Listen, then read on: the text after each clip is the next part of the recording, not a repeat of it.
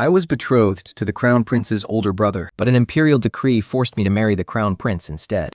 He resented me for years because of it, even when I was exiled to the harsh frontier with him, enduring endless hardships and dangers.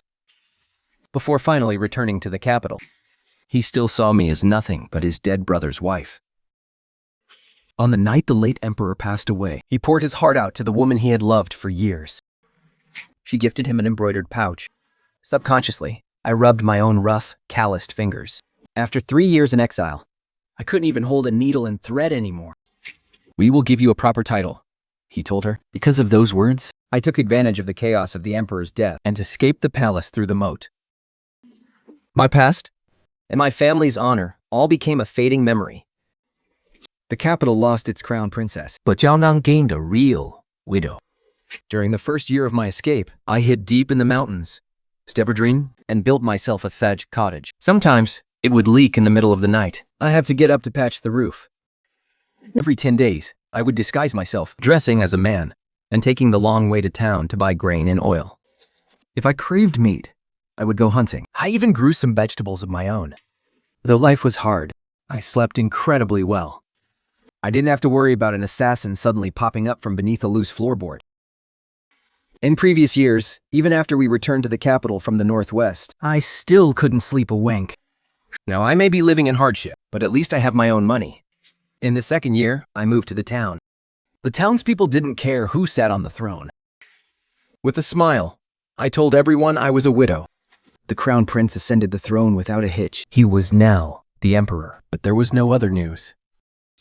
In the spring of the third year, I made a special trip to the prefectural capital. Word sure travels fast. That missing crown princess has been posthumously crowned empress. They say she died inside the palace, before she could even see her own coronation. What a lie. There was never going to be any grand coronation. He just didn't want the world to say he abandoned his devoted wife. After all, the hard times I endured with him, his true love never had to experience. Not even for a single day. When I was 16. Not even an hour later, while my family was still debating whether to dump me in a nunnery, an imperial decree suddenly arrived. The emperor wanted to marry me off to his most despised second son, Prince Neng, who was also the legitimate son of his newly appointed empress. My mother was overjoyed, her tears soaking her collar in sheer relief. Grand Prince Chagyu was a sickly man. I'd met him a few times at palace banquets. Even in the dead of summer, he wore a heavy cloak. He was as thin as bamboo, but gentle and refined. He was always kind to me, and had even gifted me hairpins twice. Though the maid who handed over the gifts always looked reluctant, clearly knowing what kind of family I came from. My father came from a minor branch of our clan, but he was a master at social climbing. Not a single one of his daughters was born in vain. Through marriage alliances, he had long secured a solid place in the main clan. I was the most beautiful among my sisters, so I was sold for the highest price. Don't be rude. He was a good man. But he died before his body was even cold. I didn't understand why. I had met Prince Neng a few times as well. But every time, he was either being scolded by the emperor or caught pulling pranks and forced to stand in the corridor as punishment. He seemed like a difficult person to deal with. In the midst of all this dread, I was rushed into marriage. But before we could even consummate our marriage, another imperial decree exiled both of us, me and the newly made crown prince, to the barren northwest. On the prison cart leaving the city, he lifted my bridal veil. He said calmly. A sudden chill pierced my heart. All my worst fears had just come true. He really does resent me. He never had any intention of treating me as his wife. But before I could even process the pain, our prison cart was already rolling out of the capital.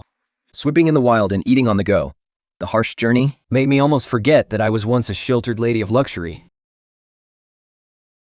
A noble daughter waiting in her chambers to be married.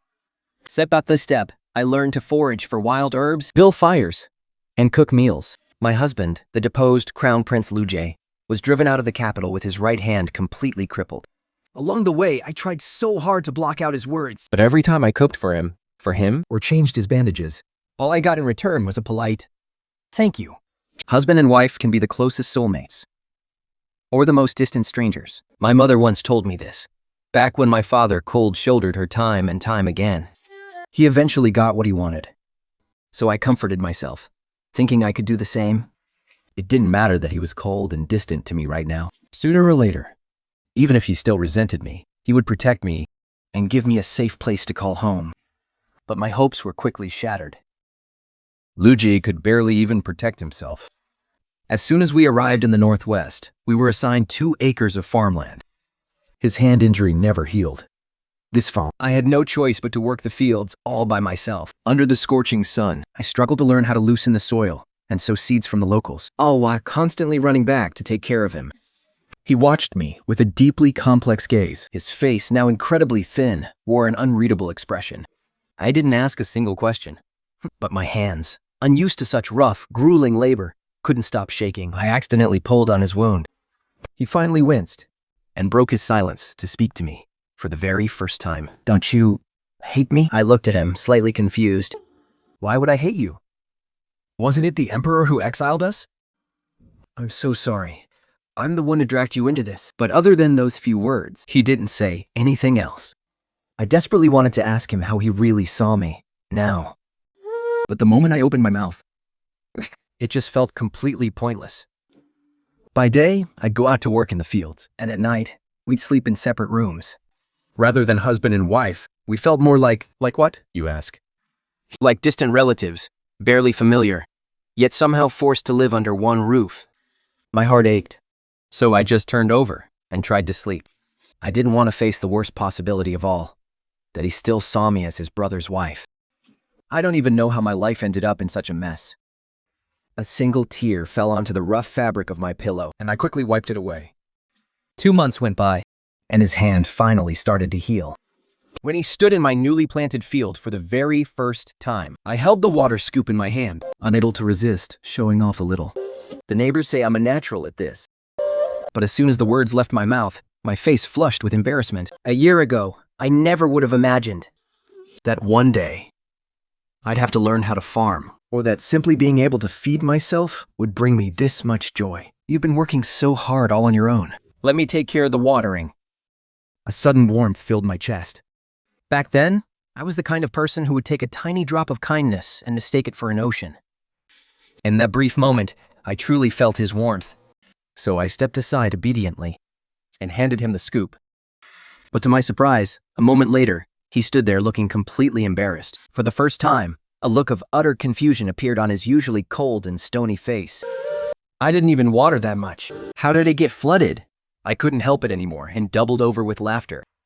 The soil here is soft and fine, so you have to water it in small amounts, little by little. He stood there, holding the scoop, and listening to my laughter, his tight expression finally softened, letting his guard down just a little. I patiently guided him until we finished watering the rest of the field.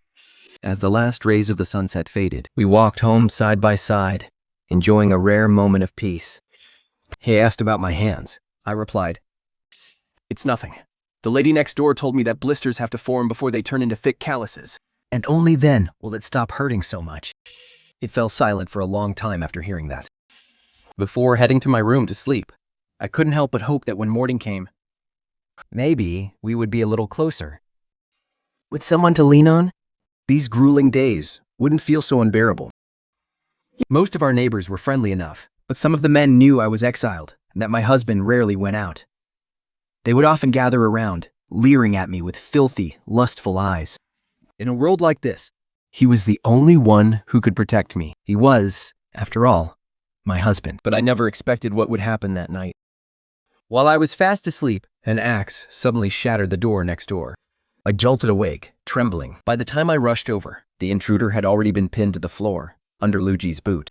There was blood everywhere, and I couldn't even tell whose it was. The Xiao family sent me. The man gasped. "Even if I die today, someone else will take my place." Without hesitation, Luigi drove his blade through the man's throat, silencing him forever. Hot blood splattered across my face. I couldn't stop myself from shaking violently. My stomach churned. But what hurt more was the icy, heartless look Luigi gave me. It made me feel utterly pathetic. "Your father regrets marrying you off to the wrong man, doesn't he?" Luigi sneered. "He's getting impatient. If he kills me, who is he planning to have you climb into bed with next?" I flinched. my whole body trembling. My hands gripped the hem of my skirt so hard my knuckles turned white. He brushed past me without even sparing me a glance and walked back into his room, slamming the door shut. That night, I had a dream. I dreamed of the year before my coming-of-age ceremony, when I accompanied my mother to a palace banquet.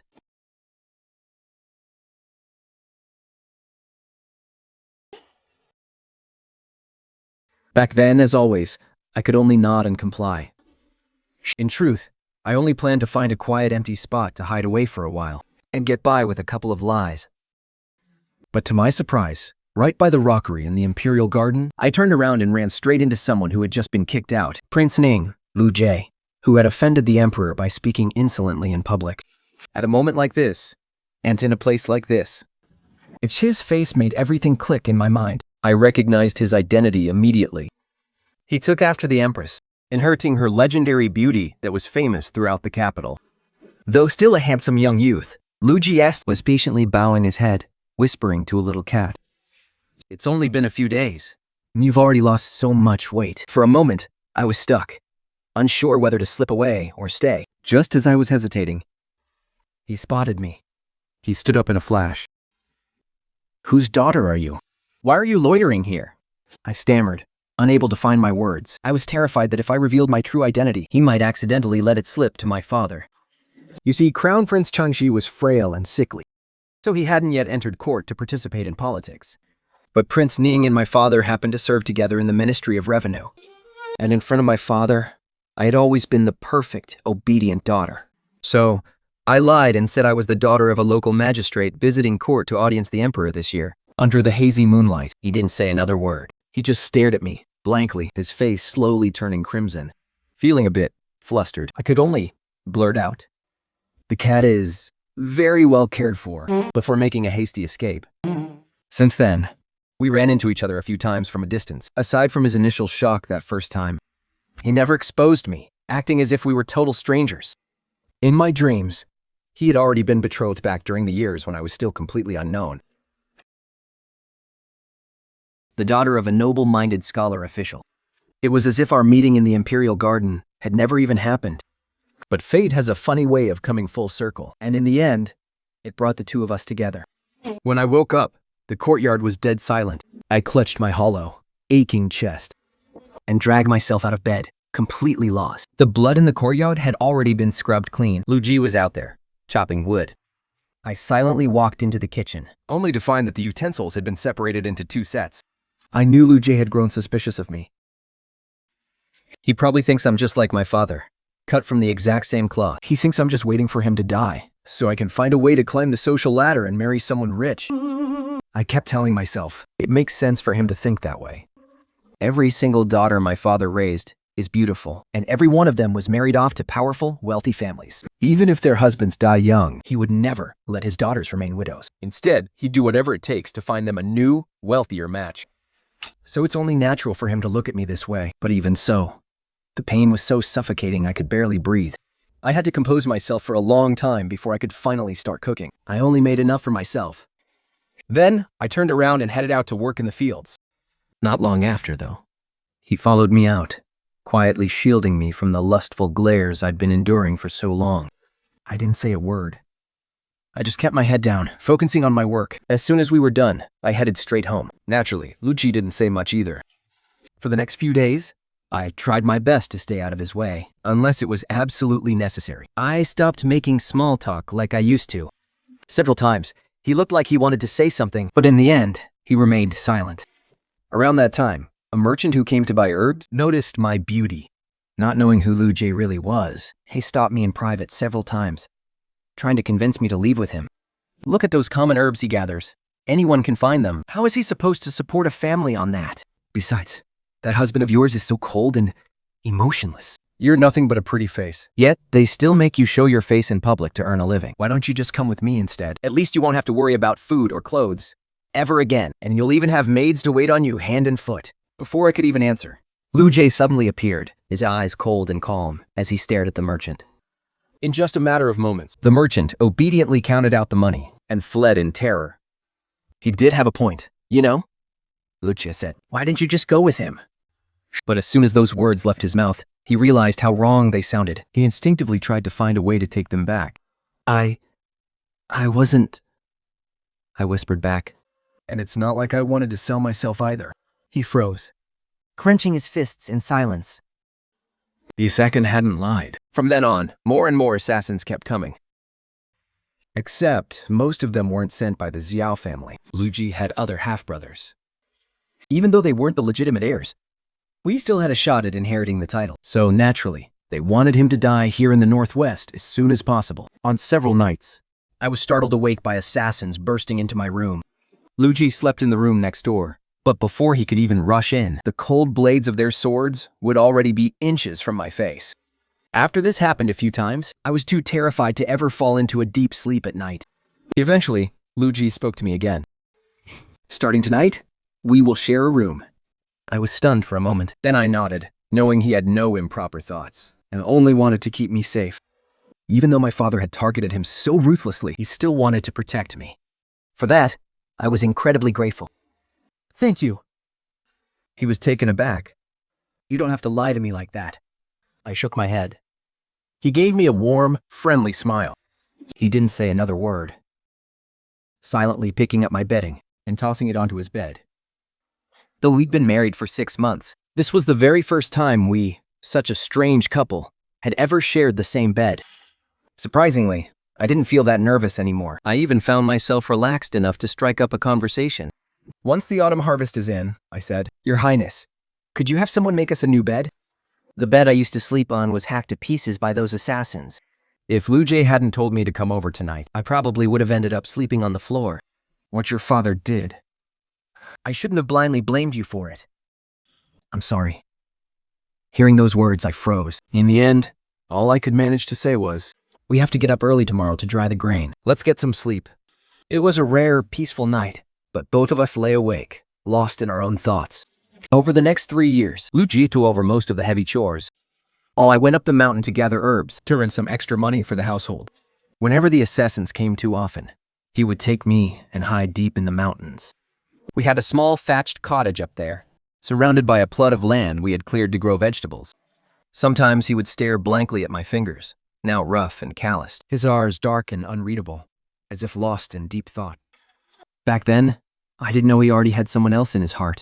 I only foolishly, one-sidedly hoped that after sharing so many hardships together, there was some real affection between us. Since the recent assassins had nothing to do with my father anyway, surely he wouldn't mistreat me.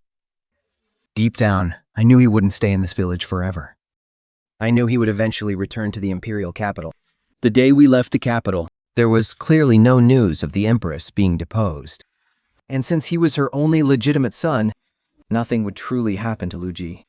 Even though I was constantly terrified by flashing swords, plagued by nightmares night after night, and even though I had fallen from being a pampered, wealthy young lady, reducing myself to a simple countrywoman, burying myself in endless hard labor,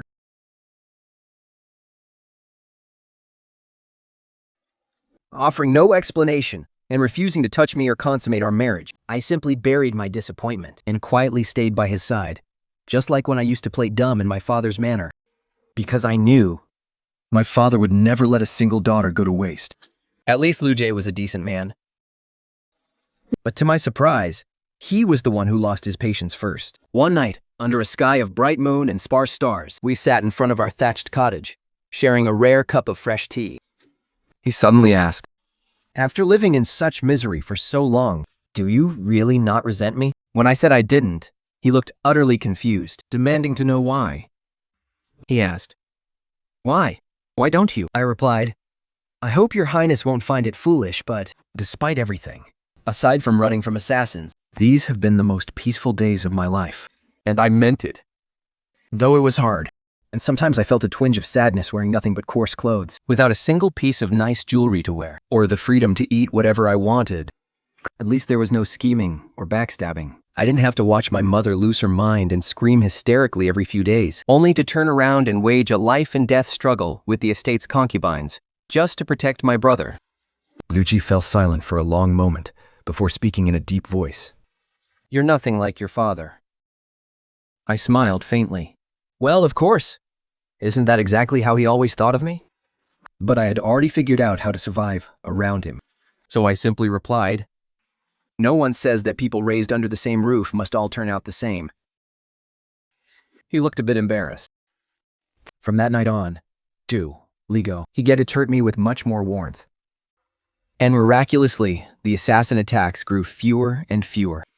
The heavy chores outside, he wouldn't let me lay a finger on anymore. Nor would he let me go out to gather herbs, just because the sun had sunburned me once. This left me feeling a bit anxious, staring blankly out the empty window, lost in thought. I find myself thinking about that silver hairpin I saw when I went out with Lu Jai last time. It was shaped like a little rabbit. Though the material was cheap and crude, the craftsmanship was exquisite. It was absolutely adorable. It cost 1 till of silver. But my pockets were empty. I only listened as someone else asked about the price and stole one extra glance. I am only 18 years old. Sometimes, I still like these little things. Lately, I've been going up the mountain to gather medicinal herbs. It is a bit embarrassing to admit, but it was all just to save up for a silver hairpin that I wouldn't have even glanced at in the past. A 10? I'm back. I snap out of my thoughts and stand up to greet him. Under the bright sunlight, I see him. He sets down the grain and oil from his shoulders and carefully presents a silver hairpin. It is shaped like a little rabbit. The material is cheap and crude, but the craftsmanship is exquisite.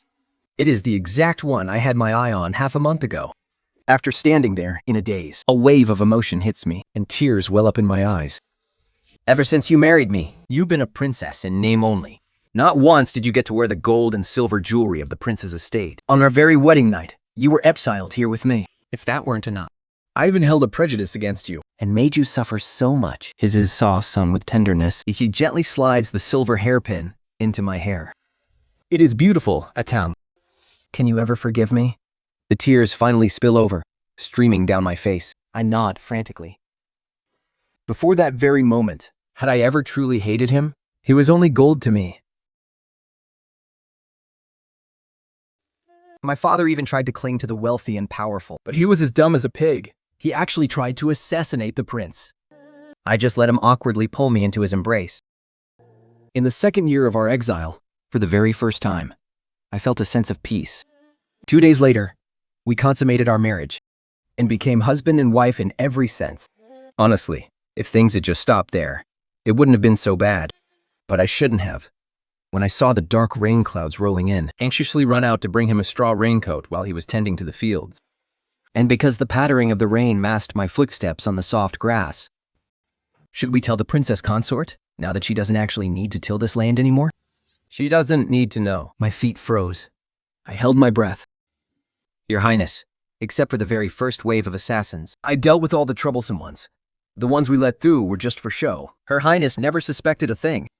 She has lived a sheltered life in the inner chambers, so she wouldn't notice anything amiss.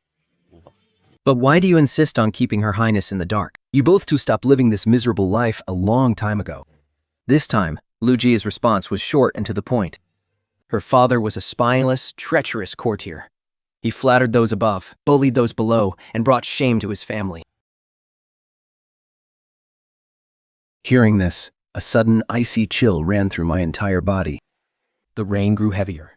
The straw raincoat slipped from my hands and fell onto the muddy ground. Their voices grew increasingly faint. Miss Mingyu is still waiting for you in the capital. Your Highness, we need to speed things up. I turned around and walked back into the pouring rain. After I got back, I fell gravely ill. Lu Ji stayed by my side without even changing his clothes, taking care of me day and night. He didn't go to the fields for even a single day, and somehow, he managed to produce a lot of precious medicinal herbs. In my half-awake, half-dreaming state, the moment I tasted the bitter ginseng, I could no longer hold it in and completely broke down. I wept bitterly. Don't cry. Don't feel wronged. Tell me, what do you want? Your husband will find whatever it is and get it for you. For the first time, I didn't say a word back to him. Instead, after my very last tear ran dry, I just stared blankly at our shabby little home, where even a single chair was something I had to scrape and save for. And all this time, he just watched me, cold and detached, as I worked myself to the bone day and night like a complete fool, wearing my hands raw and beaming with joy over just 20 copper coins I had struggled so hard to earn. So, you could have gotten me anything I wanted all along. My voice was completely hollow as I finally gave him an answer. My lord, I want to go home. He froze for a moment. I will definitely bring you home, Atang. 2 months passed, and my body finally recovered. But using the excuse that I was still feeling weak, and that I wasn't used to sleeping next to someone, I insisted on sleeping in separate rooms again. He was a bit confused, but he let me have my way. After that day, he started working even longer hours, leaving early and coming back late. Every time he came back, he couldn't help but bring me new jewelry. More and more of it, and more expensive. Yet, I still only wore that simple rabbit hairpin. He never asked why. To a prince raised in luxury, there was probably no real difference between a hairpin worth 1 tael of silver and one worth 100 tiles. When I pretended to be asleep, he would stand quietly by my bed. Before leaving, he would gently press his forehead against mine, but I remained completely still, like a statue. Tang. Father has issued an imperial decree. We are being summoned back to the capital. Is that true? It is absolutely true. We can set off this very day. And so, after 3 long years, we finally returned to the capital. After all the twists and turns, I still ended up as the rightful crown princess. On the first day of reuniting with my mother, she held my rough, calloused hands, looking at them over and over. Tears began to stream down her face. Now that you are back, you must serve the crown prince well. Put in some good words for your father and brother. After all, you and your husband went through thick and thin together. Maybe then he won't make things so difficult for your father. I look at her coldly, like I'm looking at a familiar stranger. But she doesn't even notice my gaze. What little sincerity she has is quickly drowned out by her desperate worry for her son and husband. She knows perfectly well what my father did. Yet she still expects me to risk everything to beg a man who doesn't love me at all. Suddenly, I feel so incredibly tired. She achieved her childhood dream of becoming a first-rank noble lady. Even after enduring the endless drama of a household filled with concubines, she still boasts to me that she got exactly what she wanted. But what about me? What do I want? The carriage sent to fetch me makes a sound in the front courtyard. Suddenly, I remember that year, that breathtaking glimpse in the Imperial Garden. The Zhongyongyi walked straight into my dreams, but I kept those feelings carefully hidden away. Because I was destined to be the crown princess. When one day, the empress, I wasn't allowed to hold anyone in my heart, except for the crown prince. Even after we finally married, I kept reminding myself, I am just his wife, and my only goal is to become the empress. But subtly, I'm not so sure anymore. He strides toward me. Beside me, my mother stands up in panic, forcing a flattering smile. These family tactics used to torture me. But do I still care now? It seems I don't care that much anymore. Husband, why are you home from court so early today? He belongs to the Empress's maternal clan. It took several rounds of political chess with the Emperor just to bring him back. Lately, the Emperor has been making things incredibly difficult for him, so he rarely returns home before midnight. Did you forget, Atang? Today's your birthday. My husband is so good to me. Ever since we returned to the capital, the rumors and gossip surrounding me have been endless. But despite all that, he has always treated me incredibly well. He would shower me with the finest silks, the most luxurious gown, exquisite jewelry, and priceless ornaments. It was as if he wanted to lay the entire world at my feet. And through it all, he never made a move against my father. My father, utterly terrified, has been feigning illness and hiding away ever since the day he returned, desperately doing everything he can to avoid ever crossing paths with him. Deep down inside, I still held on to a tiny sliver of hope. Even if he doesn't love me, doesn't trust me, or even looks down on me, maybe, just maybe, he would still let me stand by his side as his empress. Isn't that what I've always dreamed of? To answer only to one man while ruling over millions of others. Never again having to worry that one day my father might sell me out yet again. But on the night of my birthday, we never did get to finish celebrating. Lu Ji was abruptly called away by his imperial guards, leaving me with nothing but a rushed, quiet apology. I knew almost instantly it had to be because of that girl, Ying Ye. Sitting alone as my tea grew ice cold, I couldn't help but let out a bitter, mocking laugh at myself. Then, out of nowhere, the emperor fell critically ill. By then, Lu Jie hadn't returned to the crown prince's palace in ages. But that night, he suddenly returned in the dead of night. His face was deathly pale as he silently climbed into bed and wrapped his arms tightly around me. I gasped, startled, but when I reached back to touch his face, my hand was met with a stream of silent tears. Father doesn't have much time left, he whispered. My heart completely stopped. No wonder. Recently, the capital had been swept up in a dangerous, shifting storm of conspiracies. The fifth prince, who had once sent assassins to kill Lu Ji and me, not only failed to keep a low profile to avoid suspicion, but instead rumors spread constantly of him secretly mingling and plotting with court ministers. He didn't show an ounce of respect to Lu Ji, whom the emperor had personally appointed as crown prince. Instead, at a lavish banquet held by the court officials, he openly declared, claiming that the new crown prince was completely unworthy of his rank and lacked the virtue to rule, boasting that only he, with his own legitimate royal birth, deserved the throne. Well, Tu is not only cold and ruthless, but also bore the foul reputation of having murdered the former crown prince. How could a man like that ever be the heir to the empire? No one dared to cross his highness, but whispers like this still quietly leaked out anyway. I seemed to catch a glimpse of the dark truth from back then. But I never expected Li Rongwei to tell me of his own accord. My eldest brother was a man of noble and pure character. I don't blame everyone for supporting him. Imperial father loved and protected him. The court ministers respected him. And even the imperial concubines, who fought each other to the death, not a single one of them had a bad word to say about him. I knew he was the only son of imperial fathers, born of his beloved first wife. And he had been extraordinarily intelligent since childhood, with an upright and honorable character. To receive such love and devotion was only natural. His tone carried an indescribable confusion and vulnerability. Yet, out of everyone, Imperial Father was the only one who didn't believe I truly loved and respected my eldest brother. Since I was a child, he suspected I wanted to harm him and steal everything that belonged to him. Not only did he forbid me from dining with him or studying with him, he wouldn't even let me speak more than a few words to him. For a period of time, I became reclusive and erratic because of this. On the rare occasions I did see my eldest brother, I was nothing but sarcastic, speaking with cold, bitter words, which made Imperial Father detest me even more. Only when my brother wasn't involved, and he was in front of me, would he drop his thorns. I reached out and held his hand. He subconsciously caressed the calluses on my hand, paused for a moment, and continued. Yane, I never thought of competing with my eldest brother. Even though I sometimes felt things were unfair, I never once had the thought of replacing him.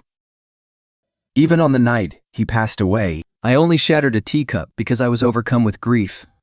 But Imperial Father flew into a rage, convinced that I was the one who killed him. No matter how much I tried to explain, he still wouldn't believe me in the end. Yet he immediately decreed that you be wedded to me. His tears were warm. My father has never trusted me. The grief of losing his son birthed a dark demon inside him. He wanted to avenge my late elder brother by targeting everyone who might have ever mistreated him, including me. With just a wave of his hand, he exiled me to the desolate Northwest to pay for a crime I never committed. I turned around and gently patted his back to comfort him. My Imperial Father held a grudge against your father. Under the guise of your eldest brother, your father was winning over court officials on the outside. That's why, out of spite, His Majesty decreed our marriage. To he can rise with Lord Yin and fall with Lord Yin, leaving him completely isolated at court. I, too, used to direct my anger at you. Lu Jie truly loved and respected his brother. But working alongside my father, he had long seen my father's wicked side. Since he detested my father, he naturally looked down on me, his daughter. Suddenly, everything clicked. So when my father was cast out, he let his humiliation turn into rage and risked everything. Your Highness, my father has committed a grave sin. I only hope he is brought to justice soon, and not because of me. Continue to escape punishment while carrying his guilt. Perhaps, from that very moment, I had a faint premonition. Perhaps there really is a place for me in his heart. But will my father truly stay quiet forever? And how far will he go, just out of affection for me as his wedded wife? To tolerate me? Not to mention, he already has someone else in his heart. With 3 palaces, 6 halls, and 72 concubines, how could someone like me, who was never trusted in the first place, ever hope to compete? For the first dozen years of my life, I lived in constant fear. Must I really spend the rest of my life living this way? From that moment on, I knew. I need a father who is stripped of all power, or even one who loses his life. Until Lu Jie finally composed himself and pushed open the door again to go find his royal father and watch over him on his deathbed that night. Without even realizing, I had already hidden enough precious hairpins in my hair. After a moment's thought, I only kept the silver rabbit hairpin. After all, it was only worth a single tael of silver. Near the imperial garden, I stood before a door, my shadow blending into the darkness of the night, as I listened to my husband of 4 years and Sinyu, the woman he had loved for years, pouring their hearts out to each other. He told her he had killed the 5th prince, who had been placed in his care. She gave him a sachet. I instinctively rubbed my rough fingers together. After 3 years in exile, I couldn't even hold a needle and thread anymore.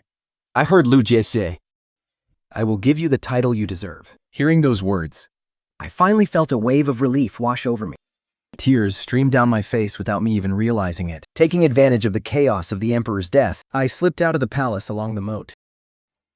My past life, and my family's honor and disgrace, all became nothing but fleeting clouds. The capital had lost a crown princess, but Jianan had gained a real widow. In my 4th year as a widow in Changzhou, I received news of the death of the former Minister of Revenue, the former imperial father-in-law. Because he had forced his married daughter to divorce and return home to remarry, his daughter had knelt at every single step, all the way to the imperial court, to petition the emperor. His past atrocities were exposed to the world, and under the curse of 10,000 voices, he was executed in the busy marketplace. My heart only fluttered for a fleeting moment, simply at the news of his death. And I wondered how Lu Qi could have been so generous as to let him live for so many years. But immediately after, I felt absolutely nothing. I focused on looking down, tying the last braid for my daughter. "Mom, your hands are so clever." But Mom can't even make clothes for my sweet Shure with her own hands anymore, so I can't really call myself skillful anymore. Maybe it's because of all those years of exhausting work. Even though I've taken better care of myself since then, my hands still shake a little. I still can't even hold a needle and thread. But you are skillful, Mother. Everything you make is wonderful. You're the best, Mother. Then how about you eat an extra bowl of rice today, okay? She happily agreed. Bathed in the warm spring sunlight, I started to drift off to sleep.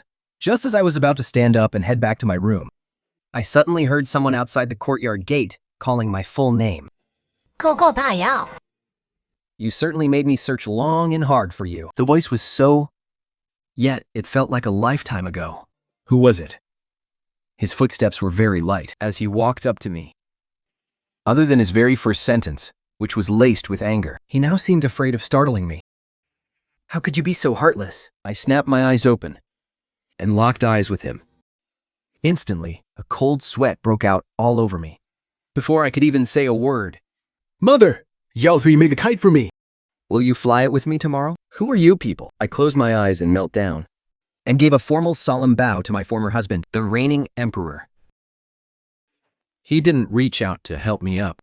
4 years had passed, and there was no longer any trace of the boy he once was. He exuded a cold, sharp aura, commanding respect, without even trying. I didn't dare to stand.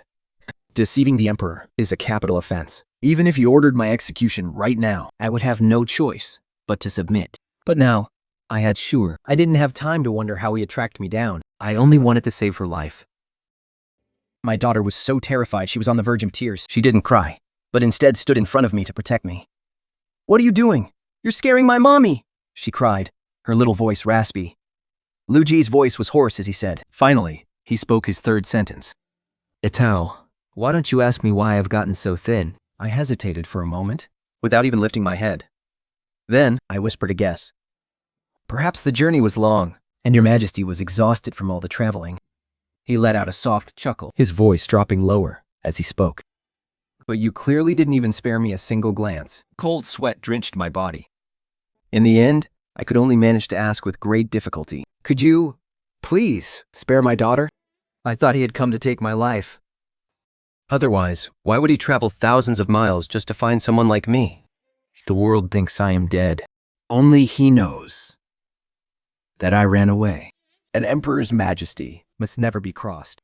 I was too careless. I thought that after 4 years, he would have long forgotten about me. That's why I chose to live in this bustling marketplace, thinking it would keep me safe. "But she is innocent," I pleaded. Lubuji only knelt down, getting very close to me. "How old is she?" "Your Majesty, she is only 5 years old. I rescued her from human traffickers. She doesn't understand anything yet. Please, don't take your anger out on her." Lu Ji didn't say a word. He only raised his hand and carefully tucked a hairpin into my hair. I froze, staring at him with cold eyes. We went inside the house. I looked at his thin, pale face. Only his eyes remained bright. I didn't come to kill you. I'm just a little resentful. My breathing grew rapid again. But he drew even closer, his forehead pressing against mine. Come back with me, please. I felt a little dazed. Subconsciously, I reached up and touched the hairpin in my hair. It was still shaped like a little rabbit, but now it was studded with smooth, round pearls. Oh no. I thought he was actually going to kill me. But to my surprise, he just stood there in silence. Then, he gently helped me up. Finally, I let out a long breath of relief. Cher had calmed down. He ran over and wrapped his arms tightly around my leg, though he still stared at him with wary, defensive eyes. Luigi just settled down in our alley, acting as if nothing was wrong. More than a month passed like this. Every morning, when I left the house to check on my new embroidery shop, he would already be waiting by the door. He never brought anyone with him. And before I could even bow to greet him, he would call out to stop me. So, I would walk ahead. While he followed closely behind, his intense gaze fixed on me. I felt like I was walking on eggshells, forcing myself to act natural and greet the neighbors passing by. But as soon as people felt his commanding presence, he would quickly scurry away. He never said a word. Sometimes he would even stop in his tracks. If he saw some beautiful jewelry in a roadside shop, he would go in and buy it. Although I've lived a comfortable life these past few years, I have a child to raise now. I have to plan ahead for his future. I can't just splurge on clothes and jewelry whenever I want like I used to. I'm no longer that 18-year-old girl who would lose sleep over a rabbit hairpin, longing for it, day and night, terrified that someone else would buy it before my next visit. Now, even when I see beautiful jewelry, I might like it for 2 days, and then completely forget about it. Every piece he picked out was gorgeous, but I didn't want any of it. One day, as we stood in front of the embroidery shop, I was trying to reject his gifts once again, when suddenly, a voice rang out. "Shopkeeper!" My entire body froze. My feet felt glued to the ground. Luigi seemed to sense it too. He looked up and saw a scholar dressed in green robes. He had a clean, handsome face, standing tall and slender like a green bamboo. In his hand, he held a box of pastry, standing just 3 feet away. "Are you in some kind of trouble?" he asked. I frantically signaled him with my eyes to leave at once. "Who are you to him?" I am a friend of the assistant manager," the scholar stammered. "He is mistaken," I blurted out. "I barely know him. We are not close at all." The scholar froze in confusion. I quickly grabbed Luju's hand and dragged him away, not even bothering to go to the embroidery tower anymore, and headed straight back home. I remained dead silent the entire way, while my heart burned with agonizing anxiety. Running away was already a grave sin, especially since that scholar was indeed someone no one had ever introduced to me. There was no need for a deep investigation, and no one could find out the truth just by asking around. Luigi was no fool. He simply let me drag him back home, and he even tightened his grip on my hand. But I couldn't bear to stay entangled with him like this any longer, so I decided to lay all my cards on the table. Whether I lived or died was now entirely up to his whim. I confessed to the crime of running away, but argued, "With a father like that, I will only bring embarrassment and shame upon your majesty." "But you clearly want him to be utterly ruined," he countered. I had no way to deny it, but I still had more to say. I spoke of my mother. She eloped in the dead of night for love, wholeheartedly hoping her husband would rise to greatness, to wash away his shame. Later, she indeed became a titled, noble woman. Any children born who were clever or exceptionally attractive had to be registered under his name and raised by him alone. No matter what, nothing in this world can ever be truly perfect. My mother once told me that Tanger's mother got what she wanted. But did she really? It wasn't until I got married myself that I realized she truly did. Yet, in the beginning, that wasn't all she wanted. I am greedier than my mother. Once, I only wanted to be the official consort of the Crown Prince of Changxi. No matter who else he loved, I wouldn't have cared. But the man I actually married was Lu Qi. Back then, my heart was full of hope. During every single day and night in the Northwest, I secretly yearned for him to suddenly ask if we had met in the Imperial Garden all those years ago. And then I would subtly tell him that I knew he was secretly feeding a little kitten. But he never asked. He looked down on me. He didn't trust me either. He just watched coldly as I struggled, unable to sleep at night, worrying about our food supplies for the winter. At first, perhaps he felt it was unfair to his respected brother.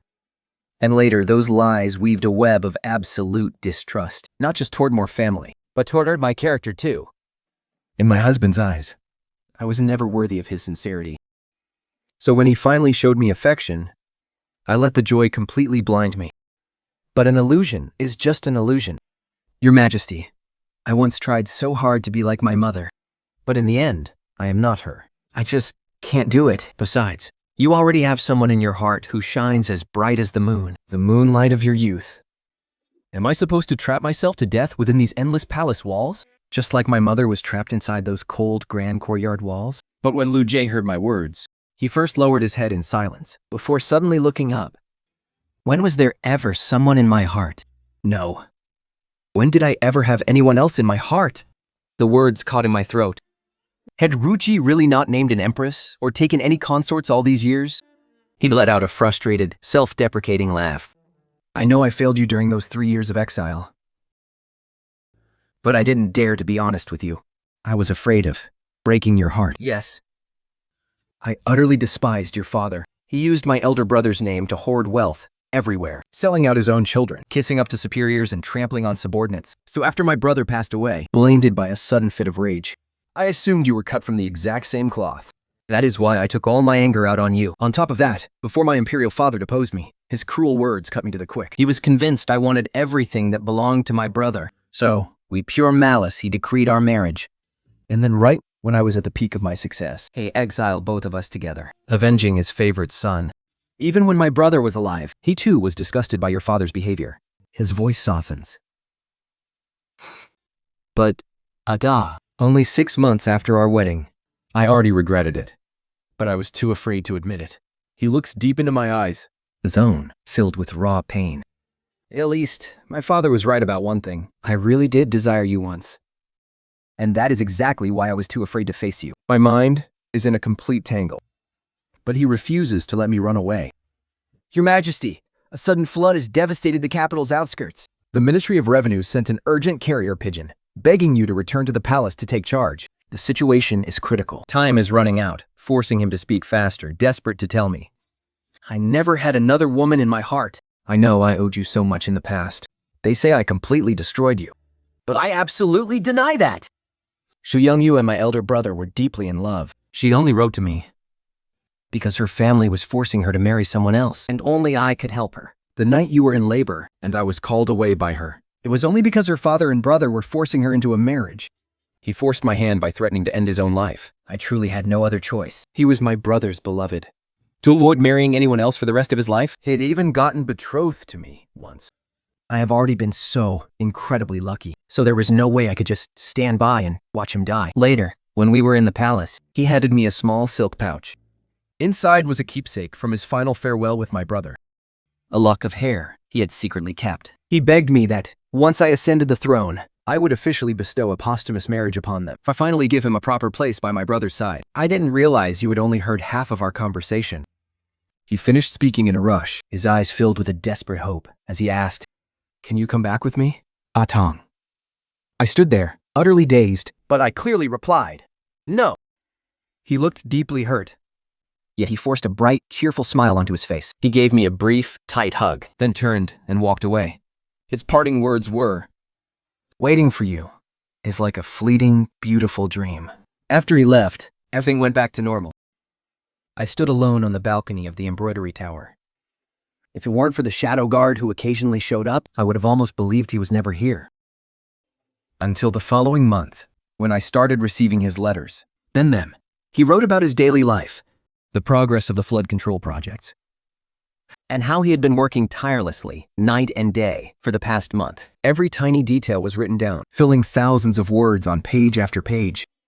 At the very end, he asked if I had given my heart to anyone else. I thought of the young scholar who had never returned, and realized my heart was empty. Unless it's to destroy an enemy, I have no intention of marrying again.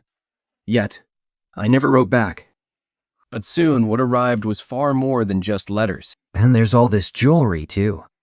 He wrote to me, explaining that there are no women left in his harem. All the tributes from foreign lands are just piling up in the treasury, with no one to look after them. He said these rightfully belonged to the mistress of the palace. He even sent a special messenger just to deliver them. I couldn't even send them back. He sends 3 letters a month, not even caring if I write back. In his letters, he says he's coming down to the south. What a massive waste of resources and labor. I only let myself be reckless once. That first time, I heard news of you. Tyne, I am a strange, difficult man. I've always lived my life guided by raw, intense emotion, but I have only ever truly loved you. I long for your return.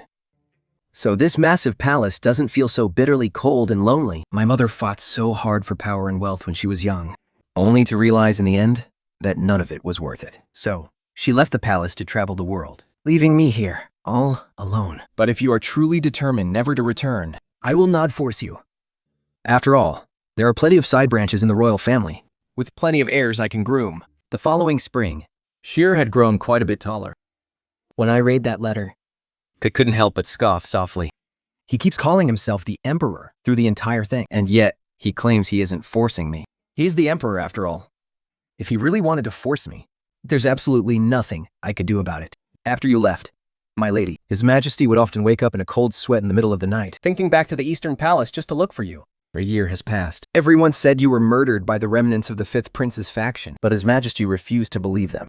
He insisted on investigating further. No matter how many petitions his ministers submitted, he absolutely refused to take any concubines or crown a new empress. For the past 4 years, His Majesty hasn't had a single day of decent food or peaceful sleep. He often breaks down in tears right at the dinner table, saying he dreamed you were struggling to get by, just like during those harsh years in the Northwest, and that you were constantly being harassed and bullied.